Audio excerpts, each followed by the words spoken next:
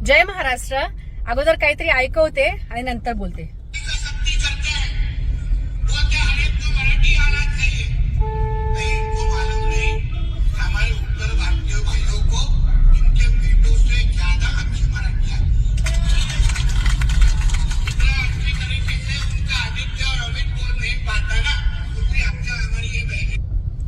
हे आहेत चिंटू दादा अर्थात नितेश दादा.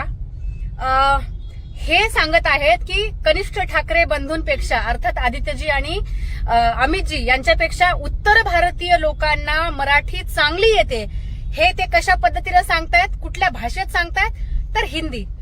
अरे चिंटू दादा, जर तुझ्या समोर बसलेली मंडळी जर त्यांना आदित्य साहेबांपेक्षा आणि अमितजींपेक्षा चांगली मराठी येते, तर मग हे तू मराठीमध्ये का सांगत नाहीस, तू हे हिंदीत का सांगतोस?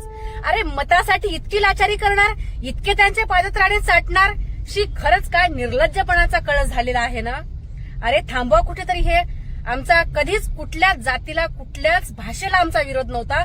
आमचा विरोध आहे तो त्या उर्मटपणाला की आम्हाला मराठी येत नाही, आम्हाला मराठी शिकायची नाही किंवा आम्ही बोलणारच नाही, त्या उर्मटपणाला आमचा विरोध आहे. जर त्यांचा जन्म इथे झालेला आहे, ते वाढले तिथे, शिकले तिथे, तर आमची एक महाराष्ट्रीयन म्हणून, एक मराठी म्हणून आमची एक माफक इच्छा असते की त्यांनी मराठी बोलावं. येत नसेल तर शिकतो म्हणावं, पण आम्ही बोलणारच नाही, आम्हाला येतच नाही, आम्ही शिकणारच नाही. जो उर्मटपणा आहे ना, त्या उर्मटपणाला आमचा विरोध आहे.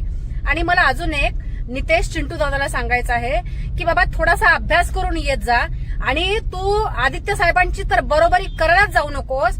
कारण कालचं जे भाषण आहे ना, त्या भाषणामध्ये तुम्ही लोक कुठे म्हणजे दूर फेकल्या गेलेले आहात. इतकं उत्कृष्ट अख्ख्या देशाला कळलेलं आहे की हे महाराष्ट्राचं नेतृत्व करणारा तरुण बोलतो आहे म्हणून. तुर्तास इतकंच. जय महाराष्ट्र.